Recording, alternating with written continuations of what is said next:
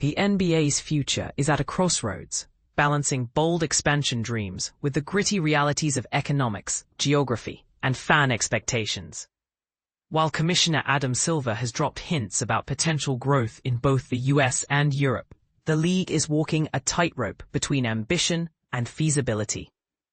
But here's where it gets controversial. Is the NBA truly prioritizing global dominance over its domestic footprint? Or are these just two parallel tracks? Let's unpack the numbers, the politics, and the messy logistics behind this high-stakes chess game. Domestic expansion, the almost cities.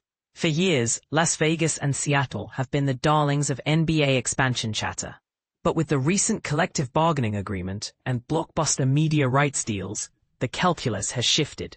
Silver recently admitted, "There's no new news to report today on domestic expansion, but it's something we continue to look at." The key hurdle: pricing. With franchise valuations skyrocketing, figuring out a fair cost for a new team is like solving a Rubik's Cube blindfolded. It's a high-class problem, Silver admitted, but the confusion in the marketplace is real. If a new team costs $2.5 billion, does that mean existing teams are undervalued? Or is it just the cost of entry in the 21st century sports arms race?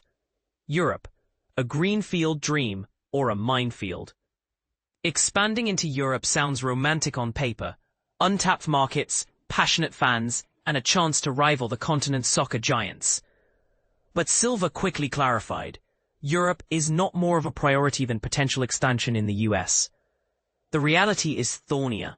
Countries like Spain, Greece, and Germany already have thriving basketball leagues, often under the same corporate umbrellas as their soccer powerhouses. Hello Barcelona and Real Madrid. Unlike the NBA's salary cap system, European leagues operate without such constraints, creating a chaotic financial landscape. It's a clean slate, Silver said, but even a blank canvas requires a painter's vision. Could the NBA replicate its American model in a continent where local pride and tradition run deep? And if it does, would European fans even want it?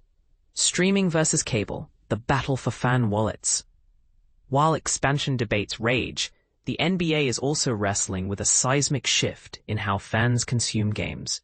Regional sports networks are crumbling, and streaming is the future, even if it's a confusing one. Silver hinted at plans to customize the telecast and make games more accessible, but fans might need a subscription to Amazon Prime, Peacock, and ESPN+, just to watch their local team. Should the league abolish blackout restrictions on League Pass to save fans money, or is that a contractual impossibility? And if streaming is the future, who picks up the tab for the millions of fans who can't afford multiple subscriptions? The controversy that won't go away. Kawhi Leonard and the $28 million question.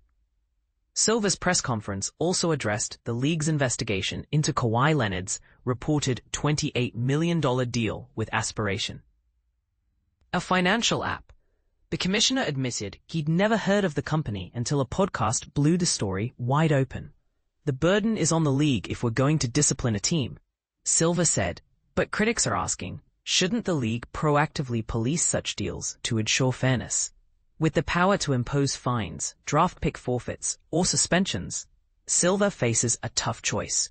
Is this about protecting the league's integrity or protecting its reputation? And if the Clippers are found guilty, will fans accept a punishment that could cost them a playoff contender? What's next for the Nuggets and the rest? Closer to the hardwood, the Denver Nuggets are beefing up their training camp with 7'2" center Moses Brown and Kessler Edwards, likely sending them to the G League. Meanwhile, fan favorite Bones Hyland is staying put in the NBA after the Timberwolves offered a minimum contract, a twist that highlights the league's loyalty, or lack thereof, to players. And in international news, Dennis Schroeder's clutch performance in Eurobasket 2022 earned him MVP honors, proving that Europe's stars can shine just as bright as their American counterparts. Final thoughts: fairness or favoritism? Silver's closing remarks struck a nostalgic chord. He argued that the NBA has evolved from a small market bias to a league where no one has an unfair advantage. But is that true? The fact that two smaller market teams, the Pacers and Thunder, reach the finals in the 2010s doesn't erase the reality that Golden State, New York, and Los Angeles still dominate